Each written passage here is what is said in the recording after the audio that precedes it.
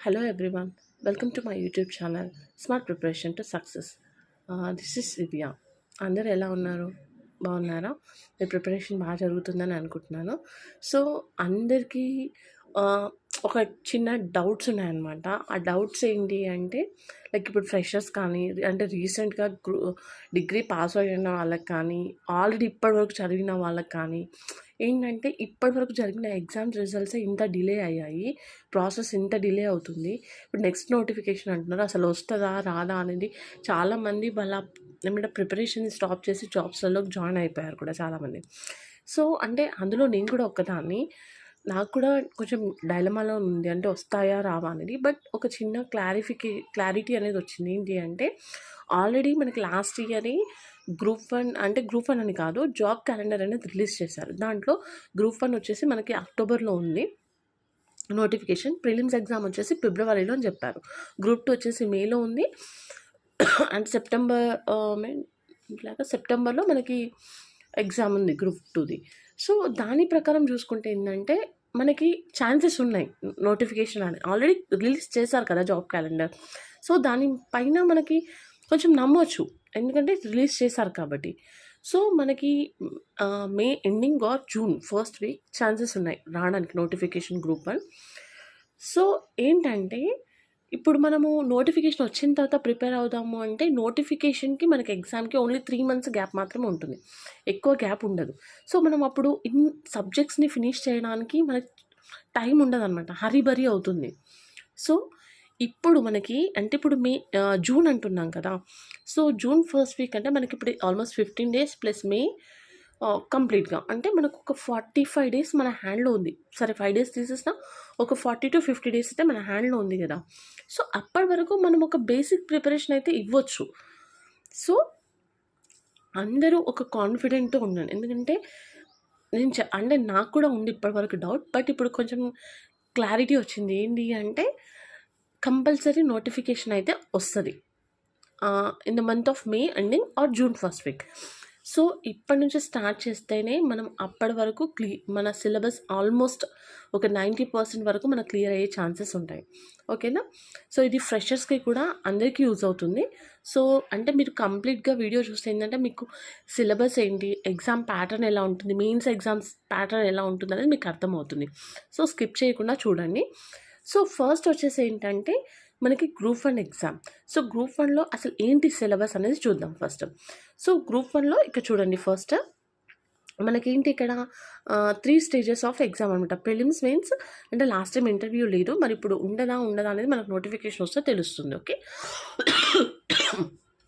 First వచ్చేసి preliminary exam. మనకు preliminary test అనేది general studies and mental ability 150 questions ఉంటాయి. 2.5 hours time, 150 marks. Okay.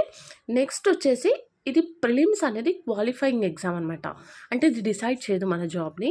Just మనకు 150కి మనం 90+ కానీ స్కోర్ చేసుకున్నాం అనుకో మనం మెయిన్స్కి ఎలిజిబుల్ అవుతాం 90+. ఓకే.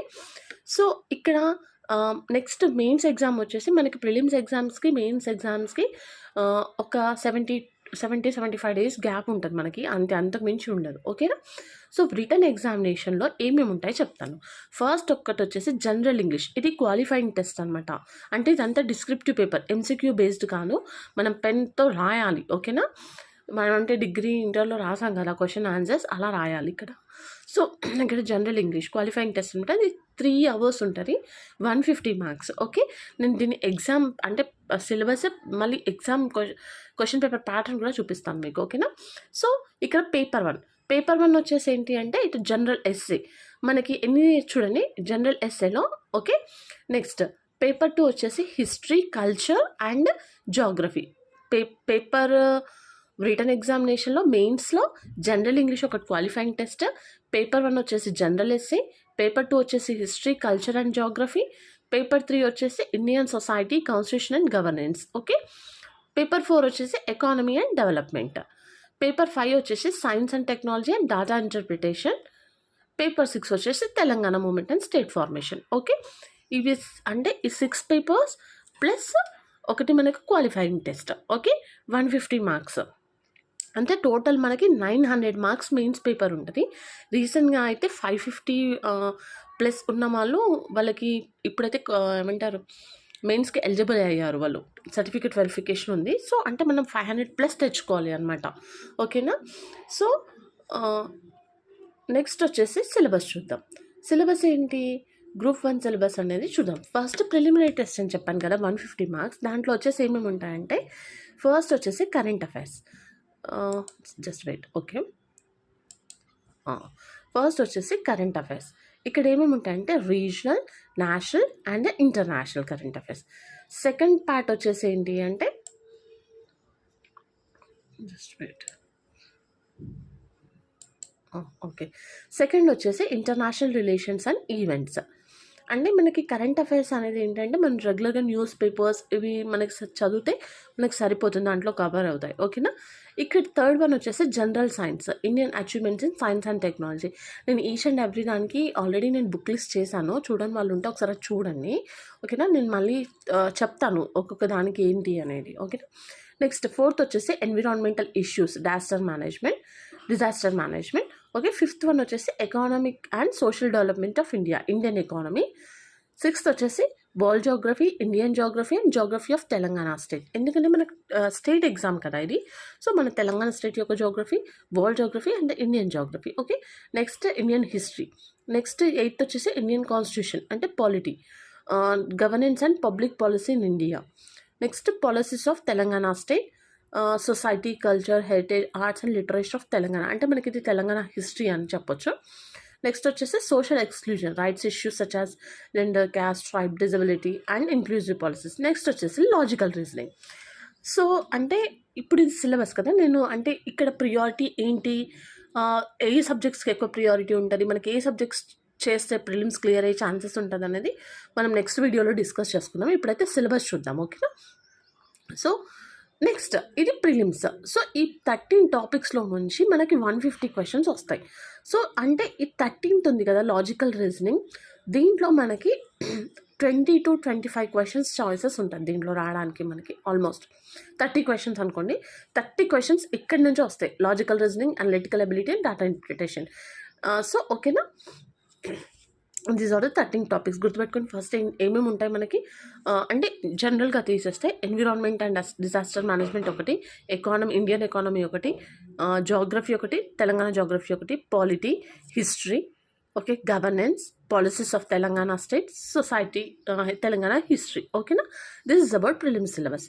ఇప్పుడు మెయిన్ సిలబస్ వద్దాం. ఇది రిటర్న్ ఎగ్జామినేషన్ అన్నాను, ఇది ఎంసీక్యూ బేస్డ్ కాదు. అంటే మనకి ఇక్కడ కంటెంట్ నేర్చుకోవాలి.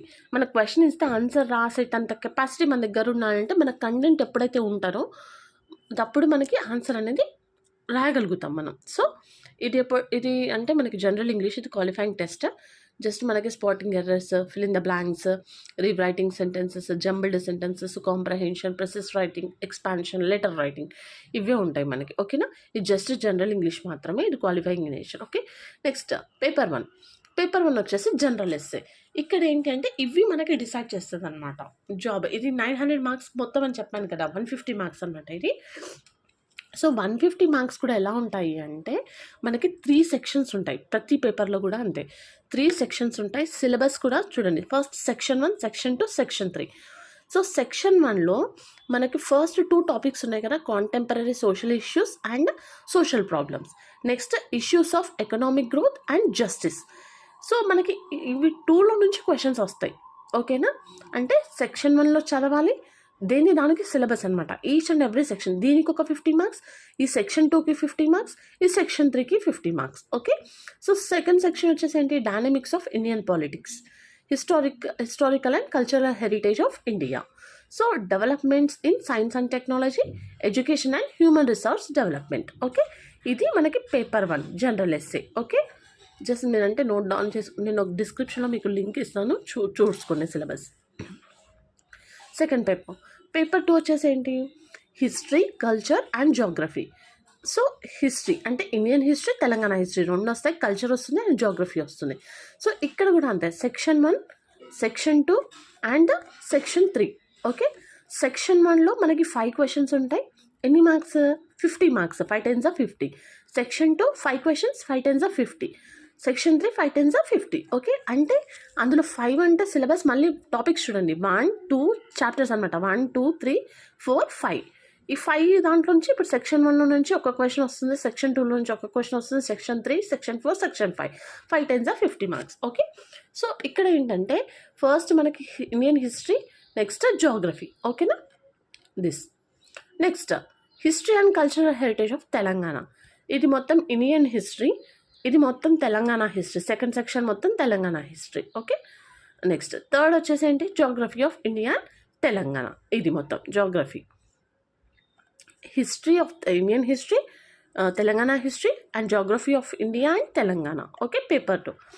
నెక్స్ట్ పేపర్ 3 వచ్చేసి ఏంటి, Indian society, constitution and governance. Okay, Indian society structure, issues and social moments. ఇక్కడ ఏంటి అంటే ఇండియన్ సొసైటీ గురించి మొత్తం. ఓకే, నెక్స్ట్ వచ్చేసి ఏంటి అంటే ఇండియన్ సొసైటీ. ఓకే, ఇక్కడ ఏమేమి ఉంటాయి మనకి, Indian society, social exclusion and vulnerable groups, social issues, next social policies and programmes in India and Telangana. Policies అంటే ఇండియా అండ్ తెలంగాణలో ఏం పాలసీస్ ప్రోగ్రామ్స్ ఉన్నాయో వాటి గురించి. ఇదొకటి, ఒక సెక్షన్ ఇది మొత్తం. Okay, next constitution of India అంటే పాలిటీ. ఇది మొత్తం evolution of Indian constitution, fundamental rights, system of government, judicial system, federal system, ఇదంతా. ఓకే, నెక్స్ట్ వచ్చేసి గవర్నమెంట్, థర్డ్ సెక్షన్ వచ్చేసి ఏంటి, గవర్నెన్స్ మనకి. Okay, this thing governance. Next వచ్చేసి పేపర్ 4. పేపర్ 4 ఏంటి, paper 4 is economy and development అనమాట. Paper 4 so Indian economy and Telangana economy and environment and okay, Indian economy and Telangana economy. So Indian economy and development ఇక్కడ ఏమేమి ఉంటాయంటే national income, next poverty and unemployment, money and banking, public finance, planning in Indian economy. Okay, ఇది 5 chapters అనమాట Indian economy and development section 1లో. Section 2 is completely about Telangana economy. Telangana economy in Hyderabad state, human resources, land reforms, next agriculture and allied sectors, industry and service sectors. ఇది about section 2. And section 3 about development and environmental problems related to environment. Okay, environmental versus development, natural resources, ecosystems and biodiversity, environmental pollution and solid waste management, global environment issues. Okay, next paper 5 is about science and technology and data interpretation. So the role and impact of science and technology. So here completely about science and technology, that is how recently invented the technology, space, applications of space and technology, national policy of science and technology, energy resources. Okay, next modern trends in application of knowledge of science. So అంటే రీసెంట్గా ఏం applications వచ్చాయి సైన్స్లో. Okay, అవన్నీ like biotechnology కానీ, microbial infections, introduction to bacterial, viral, protozoal and fungal infections, vaccines గురించి. Next data interpretation and problem solving. ఇక్కడ ఏంటంటే మనకి యాప్టిట్యూడ్ రిలేటెడ్ ఉంటాయి అనమాట అన్ని, కొంచెం quantitative aptitude, time and work, speed, time, distance, decision making and problem solving. ఓకేనా, this is about section 3. Okay, paper 5. Next paper 6.